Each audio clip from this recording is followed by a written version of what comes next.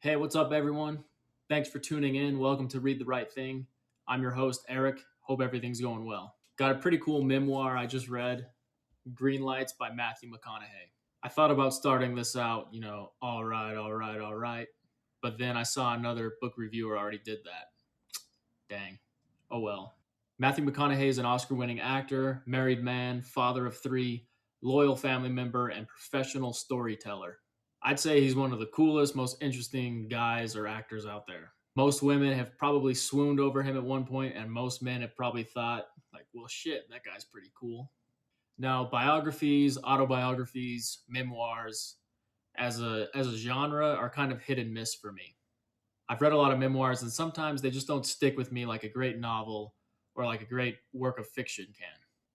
And I think the audience can usually tell sometimes memoirs are just a cash grab looking to cash in on someone's 15 minutes of fame. And sometimes memoirs, especially from athletes, I notice, they come across as a little too holier than thou. It's almost as if they're saying, like, look at me, look at how hard I work.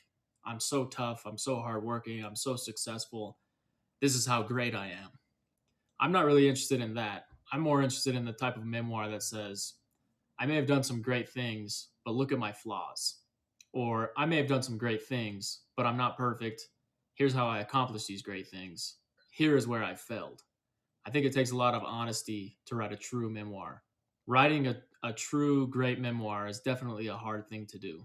And memoirs in general, sometimes there's just not a lot of honesty there. I find that memoirs of artists, musicians, storytellers, and actors tend to be a lot more honest and creative, just from what I've read. I have come across the occasional memoir that is artistic, creative, well written, and a real joy to read. This memoir was definitely one of them. I've been in this life for 50 years, been trying to work out its riddle for 42, and been keeping diaries of clues to that riddle for the last 35. Notes about successes and failures, joys and sorrows, things that made me marvel, and things that made me laugh out loud. How to be fair, how to have less stress, how to have fun, how to hurt people less, how to get hurt less, how to be a good man, how to have meaning in life, how to be more me. Matthew McConaughey, he's an interesting person, to me at least. They say parody is the highest form of flattery. His Lincoln and Wild Turkey commercials have been parodied a ton. But there is also something about McConaughey that connects with me and other people. He comes across as genuine, honest, and just himself. To me, I think he seems like a likable person. The book isn't just a retelling of his life, but reflections on the human condition. I was fascinated by how he grew up and the relationship with his parents, siblings, and friends. His childhood, where he grew up in Texas, sounded spontaneous, rough, and carefree. His parents also sounded borderline abusive and just strange, but McConaughey would never say that about them. I listened to an interview he did with Howard Stern, and Howard Stern was trying to get McConaughey to say that his parents were abusive or that McConaughey experienced trauma. But McConaughey insisted it wasn't abuse, but that is just how they were. It is how they showed affection and love. It's really refreshing when a lot of negativity and revisionist history is happening out there. McConaughey still feels love for his parents. He did when he was growing up, he does now. Was everything perfect? Definitely not, it never is. But he isn't going to change his feelings to play the victim today. There's a few very interesting stories just dealing with his parents that is just really fascinating. It's an interesting look at how his parents really treated their kids as equals, but at the same time, they were the bosses. And everyone understood that. There was a line you didn't cross, especially McConaughey's dad. He was very tough, but it seemed like McConaughey always knew that he loved them. His parents sounded like real interesting people. They sounded like the life of the party. They sounded like someone you would really want to hang out with and get a drink with. But probably at the party at some point, you'd maybe go, I'm going to get out of here. It sounds like you guys have some things to figure out. McConaughey is a very honest storyteller. His voice really jumps out on the page and he writes how he speaks.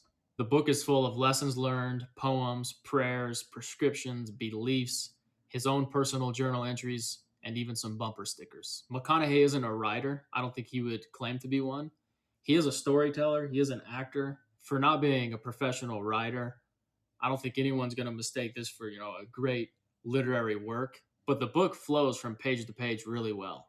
I genuinely enjoyed what I was reading on the page and anticipated for what was waiting for me on the next. Now, the title, Greenlights, kind of shed some light on the story. You could say the book is a guide. It's a guide to catching more green lights. And I think everyone knows green lights are the good ones, red lights are the bad ones.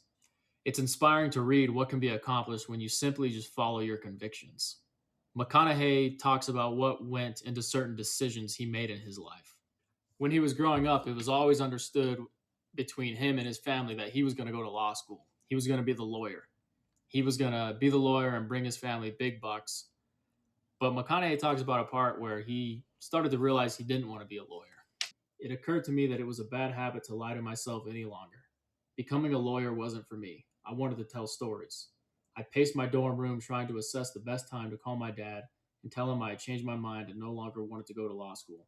I wanted to go to film school. At 7:30, I thought he would just have had dinner and would be relaxing on the couch with his first cocktail, catching some tube with mom. Yeah, 7:30 was the right time to call. My dad taught us to do a job well and climb the 9 to 5 company ladder. I'd been groomed to be the family's lawyer. We were a blue collar family. Film school? Oh shit. Taking deep breaths, sweating, I made the call at 7:36 p.m. Dad answered. "Hey Pop," I said. "Hey little buddy, what's going on?" he asked. Another deep breath. "Well, I want to share something with you." "What's that?" "Oh shit." "Well, I don't want to go to law school anymore. I want to go to film school." Silence. 1, 2, 3, 4, 5 seconds. Then I heard a voice, a kind, inquisitive voice. "Is that what you want to do?" he asked. "Yes, sir, Dad, it is." Silence. Another 5 seconds. "Well, don't half-ass it." Of all the things my dad could have said, of all the reactions he could have had, "don't half-ass it" were the last words I expected to hear and the best words he could have ever said to me. With those words, he not only gave me his blessing and consent, he gave me his approval and validation. It's what he said and how he said it. He not only gave me privilege, he gave me honor, freedom, and responsibility, with some formidable rocket fuel in this delivery. We made a pact that day. Thanks, Pop. So then McConaughey goes into the whole story of how he got dazed and confused, how he spewed out the lines, "all right, all right, all right," how a one single line can really catapult him into a character. He talks about The Wolf of Wall Street, all his movies. He talks about so much more than that, though. It really is a guide to catching more green lights. And there's a lot of interesting stories. I'm sure some diehard fans already know this, but did you know he lived out of a trailer on the road for 3 years after he started acting? I didn't know that, so I was kind of stunned to learn that. And it's pretty cool. You'd think, once someone becomes famous and gets their dream job and makes a little bit of money, they're probably going to go spend it on a fancy house and all this and that. He really just got an Airstream trailer, traveled the country, and lived life amongst normal, everyday people. As someone who aspires to maybe one day buy a trailer and hit the road and just drive across America, possibly up to Alaska, I was entertained and inspired. I immediately started looking at Airstream trailers. So maybe one day I'll see him on the road. His philosophies on living, working, loving, traveling, and experiencing can be different and out there, but they are inspiring to hear. I finished this book pretty quickly, within a week or two. I just really enjoyed it and just enjoyed going along on this journey. There were a few dislikes. Some stories, weren't quite as entertaining as the others. One thing I disliked was how he ended the book. I felt such a high while reading the book, and I felt the way he ended it kind of felt like crash landing back on Earth. While reading this book, you kind of forget about everything. You can forget about the last year, the last elections, politics, and all of that. McConaughey mentions coronavirus, the times we're in. He mentions George Floyd, and it just kind of felt like crash landing back to Earth. I would have liked if he let the book just kind of be. I feel like now when you go back to read it, the ending's gonna remind you of this certain time when the book really isn't about now. It's about his life. It's a guide for living. It's about the human condition. It's about catching green lights. So the ending was kind of just a real downer to me. So this book, Greenlights by Matthew McConaughey, this was definitely the right thing for me. If you like the actor or the man, Matthew McConaughey, then you'll like this book. And maybe you don't like him. If you don't like him, I'd say don't pick it up. If you don't have an opinion, though, if you're kind of just a neutral party, then pick it up. I think you would like it. Thanks for tuning into this video. If you found this video helpful, please consider hitting that like button and subscribe. It would really help me out a lot. I appreciate it. As always, see you next time.